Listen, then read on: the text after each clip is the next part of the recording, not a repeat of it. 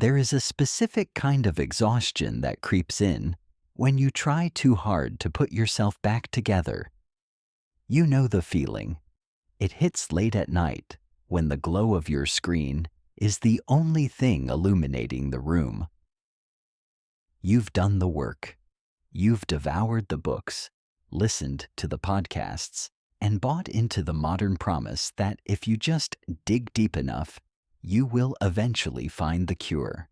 So why, after all this relentless emotional labor, do you feel more paralyzed? We live in an era where the human soul has been commodified into a lifelong renovation project. You are told you have faulty wiring, and the only way to function is to constantly run diagnostics on your own grief.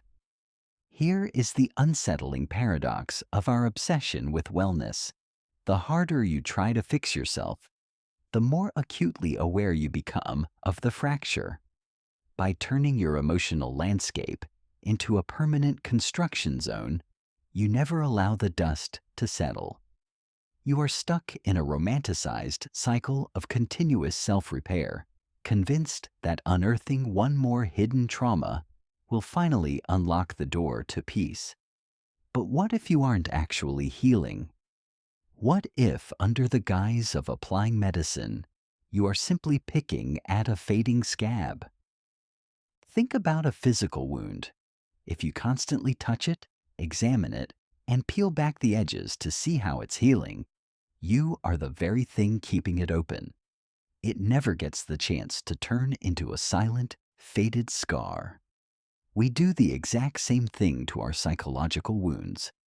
We poke at our past, reopening old emotional flesh, conditioned to believe that analyzing the pain is the same thing as resolving it. It is time to entertain a radical idea. You are not inherently broken. You're just utterly exhausted from the performance of fixing yourself. The profound melancholy you feel isn't a sign that the healing isn't working.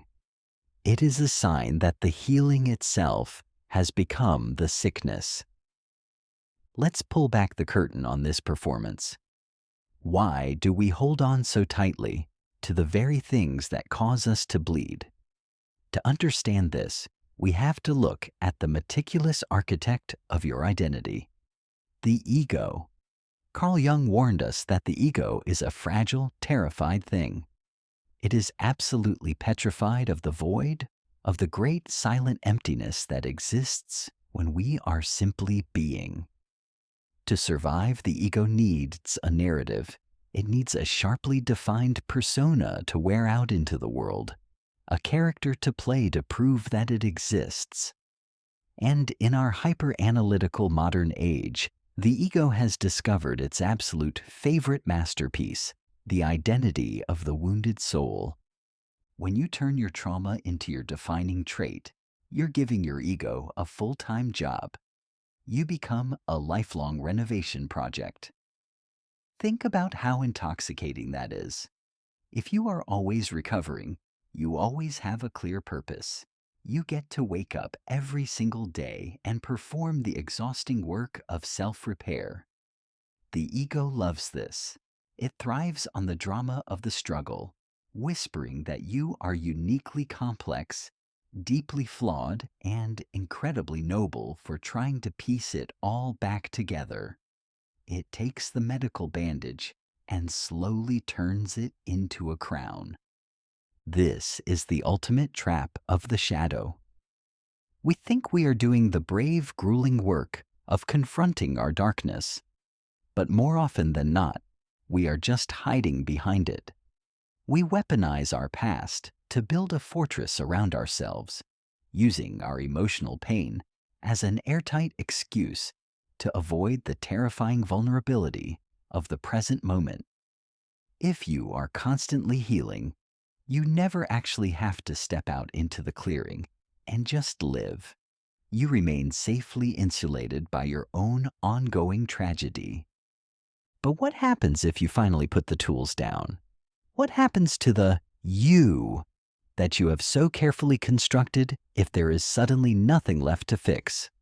the prospect is utterly terrifying. If the wound closes, who are you? The ego scrambles to keep the project going, terrified that without the pain to anchor you, you might just dissolve into ordinary, unscripted life. Here is the bitter pill, the jagged little truth that modern wellness rhetoric desperately tries to avoid. You are not actually addicted to your trauma. You are addicted to the intoxicating sensation of being soothed. Think about the mechanics of behavioral psychology. Every time you meticulously unpack a past grievance, you generate a surge of emotional intensity. And what follows that surge? The deep, comforting exhale of self-validation. The act of healing becomes a compulsive loop, a way to repeatedly tear open old emotional flesh just to experience the fleeting, euphoric relief of applying the ointment. You aren't pursuing a cure. You are chasing a fix. Arthur Schopenhauer understood this terrible engine driving human behavior. He spoke of the will, a blind, irrational, insatiable force pushing us to constantly strive to desire and, most importantly, to feel. The will doesn't care if the feeling is joy or agony. It is only terrified by the prospect of nothingness. To the will, a sharp pain is vastly preferable to an empty room. So, your mind actively seeks out the familiar suffering. It clings to the narrative of the broken self because that pain proves you are alive. It confirms your existence. If you let the wound finally close, the will loses its focal point. We treat our emotional scars like phantom limbs, constantly rubbing an ache that shouldn't even be there anymore, simply because the friction reminds us of who we used to be. The ritual of tending to the wound, the endless analyzing, the late-night overthinking, has become a substitute for actual living. It is a highly sophisticated form of procrastination. You must ask yourself a terrifying question. What happens when the patient and the healer inside you are secretly colluding to keep the clinic open indefinitely? You are paying rent in a hospital of your own making, convinced you cannot check out until you are entirely unbroken. But the clinic is a trap, designed to keep you endlessly fascinated by your own damage. So how do we finally step out of this self-made hospital? The answer is not another profound breakthrough or another therapeutic modality. You cannot win a war against yourself because the very act of fighting acknowledges an enemy that doesn't actually exist. We have to look toward the quiet truths of non-duality. They offer a perspective so radically simple, it feels terrifying to the modern mind. The broken self you are trying so desperately to put back together is a complete illusion. There is no concrete I that was damaged in the past, and there is no I that needs to arrive at a perfectly healed future. Think of your consciousness as the open, boundless sky. Pain, grief, and trauma are merely weather patterns. Dark, heavy storm clouds rolling across the horizon. Our fundamental mistake is trying to lasso those clouds. We drag them down, put them in a jar, slap a label on the glass, and say, "This is who I am." But you are not the storm. You are the vast, silent space in which the storm happens to be taking place. When you stop trying to dismantle the cloud, it simply rains itself out and drifts away. This is where the entire dynamic of the healer and the patient completely collapses. You realize with a sudden, breathless clarity that you were never a fragile puzzle, missing crucial pieces. The ultimate release is dropping the narrative entirely. It is the quiet, unassuming act of observing a sharp pang of memory wash over you and refusing to build an identity out of it. You let it ache, and then you simply let it leave. There is no triumphant cinematic finale where you stand perfectly fixed, glowing with unshakable peace. Real liberation is much quieter than that. It is the simple act of walking out of the clinic, leaving the bandages on the examination table, and stepping out into the crisp, unscripted air of the present moment.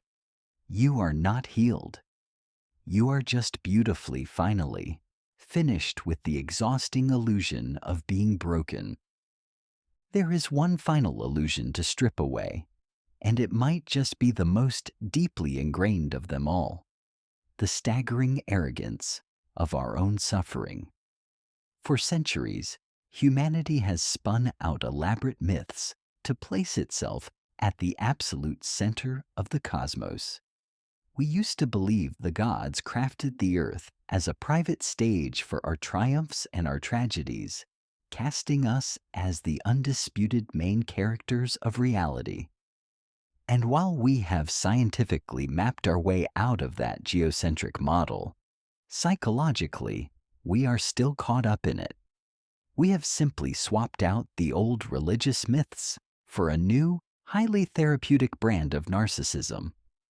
Why do we cling to the idea that our personal evolution is cosmically important? We treat our emotional pain as if it holds immense weight, operating under the delusion that the universe itself is holding its breath, waiting for us to finally heal. But zoom out for a second and look up at the sprawling, indifferent expanse of the night sky. Does the universe really need you to be whole? The brutal, liberating truth is that the cosmos does not require your existence to function. It doesn't need your healing. It doesn't track your personal growth. And it certainly isn't keeping a meticulous ledger of your unhealed traumas. In the grand, billions of years-long tapestry of space and time, the entirety of human history barely amounts to a speck of dust. We are a brilliant accidental mutation on a rock orbiting a profoundly average star. The universe spins on. Stars ignite and collapse.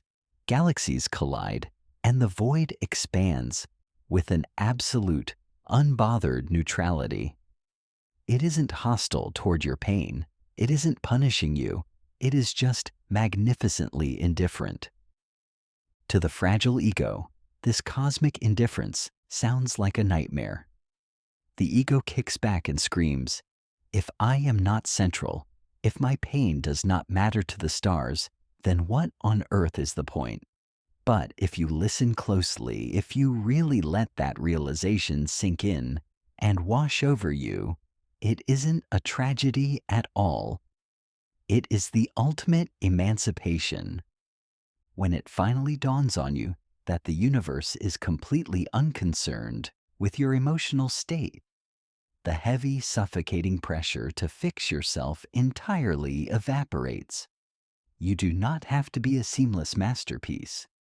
You do not have to put yourself back together flawlessly. You are allowed to be a fleeting, beautifully flawed, and entirely insignificant spark of consciousness, just experiencing the world for a fraction of a cosmic millisecond. When you stop trying to heal the center of the universe, you finally figure out how to just live in it.